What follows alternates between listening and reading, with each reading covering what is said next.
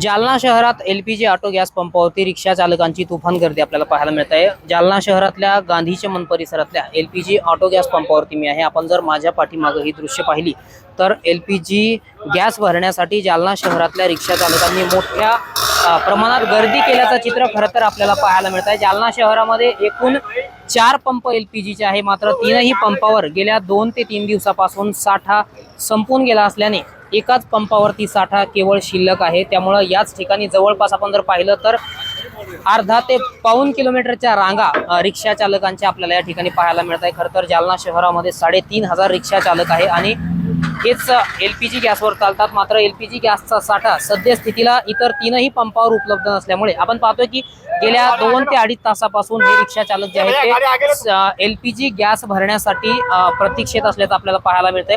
आपण काही रिक्षा चालकांसोबत संवाद साधण्याचा प्रयत्न करूया। मला सांगा, किती वेळापासून तुम्ही या ठिकाणी आलात? आज आम्हाला 3 घंटे झालेले, नंबर आला नाही। आता आमचे गाड्या आहे परमिटचे, हप्त्याचे नवे गाड्या आहे, तर आम्ही कुठून हप्त्यानं भरा? आम्ही युद्धासाठी आमचं नुकसान झालेलं आहे। पॅसेंजर म्हणतं आम्हाला लुटू लागले।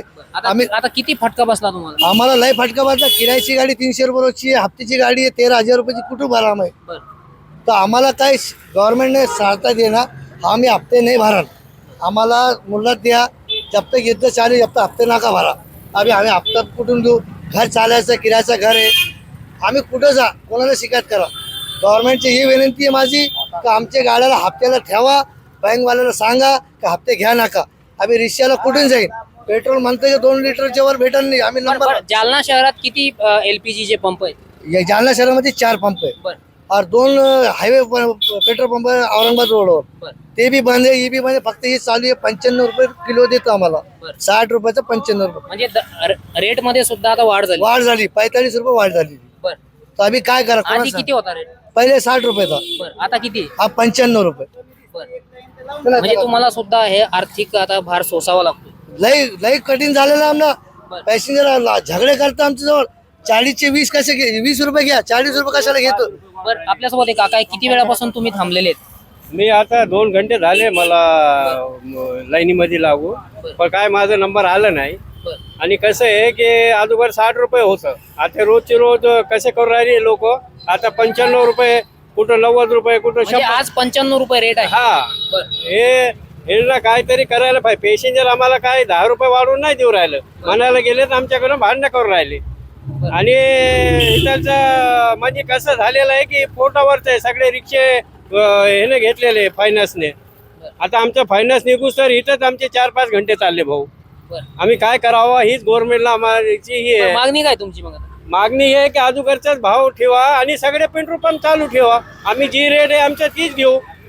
आम्ही 20 रुपये एकूणच आपण पाहतोय की जालना शहरातील इतर 3 जे पंप आहेत ते पूर्णतः बंद झाले आहेत। केवळ हाच पंप सुरू असल्यामुळे अर्धा ते पाऊण किलोमीटरच्या रांगा ज्या आहेत त्या रिक्षा चालकांनी लावलेल्या आहेत। आपण जर ही दूरपर्यंत दृश्य पाहिली तर जालना शहरातल्या गांधी चमन परिसरात सध्या मी उभा आहे आणि दत्त मंदिर शेजारी असलेल्या एलपीजी ऑटो गॅस पंपावरती सध्या मी आहे।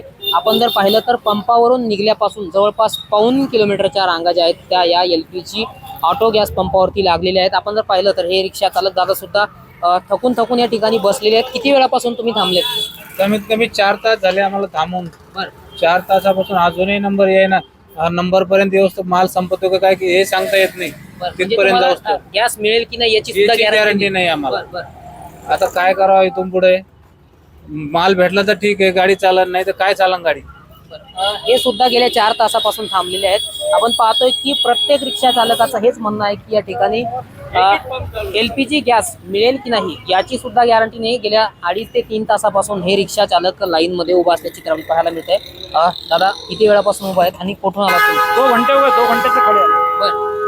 भोकरदन नाके से यहाँ आना पड़ रहा गैस भरने। बरं, म्हणजे तिकडे उपलब्ध नाहीत का? नहीं, उधर भी गैस खत्म होगा, बस स्टैंड पे गैस खत्म होगा और किरण पे खत्म होगा। बरं, आता हीच जर परिस्थिती अजून कायम राहिली तर मग तुमचं पुढचं नियोजन कसं? फिर तो हमाली करना पड़ेगा, फिर तो और हमाली भी करने को नहीं मिलेंगे आपको। ऐसी परिस्थिति होगी रिक्शा वालों की। ये मिला तो ठीक है, नहीं तो फिर वो 4 पहिए गाड़ी लेके फिरना पड़ेगा। नक्कीच आपण पाहतोय की जालना शहरात जवळपास 3,500 पेक्षा अधिक रिक्षा चालक आहेत। आपण प्रत्येकाच्या तोंडून हीच प्रतिक्रिया ऐकतोय की गॅस मिळाला नाही तर उपासमारीची वेळ सुद्धा आमच्यावर येऊ शकते अशी देखील शंका जी आहे ती बोलून दाखवलेली आहे. आपण पाहतोय की प्रवासी वाहतुकीसह विद्यार्थ्यांच्या शैक्षणिक वाहतुकीवर मोठा परिणाम झाल्याचं चित्र आपल्याला पाहायला मिळतंय. कारण 1.25 किलोमीटरच्या रांगा ज्या आहेत ते याच पंपावर लागलेल्या आहेत आणि इतर 3 जे पंप आहेत ते पूर्णतः कोरडे ठाक झालेले आहेत. त्यामुळे रिक्षा चालकांना या पंपाशिवाय पर्याय नसल्याचं सुद्धा आपल्याला स्पष्ट या ठिकाणी दिसून येते. त्यामुळे आपण पाहू शकतो की अशीच जर परिस्थिती कायम राहिली तर जालना शहरातील रिक्षा चालकांवर उपासमारीची वेळ येऊन विद्यार्थ्यांच्या शैक्षणिक वाहतुकीसह प्रवासी वाहतुकीवर देखील मोठा परिणाम जो आहे तो होणार आहे.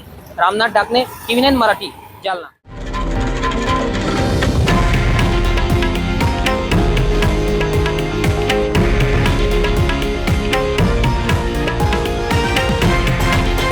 हे आहे देशातील नंबर 1 न्यूज नेटवर्क आणि आपण पाहत आहात TV9 मराठी, एकमेव.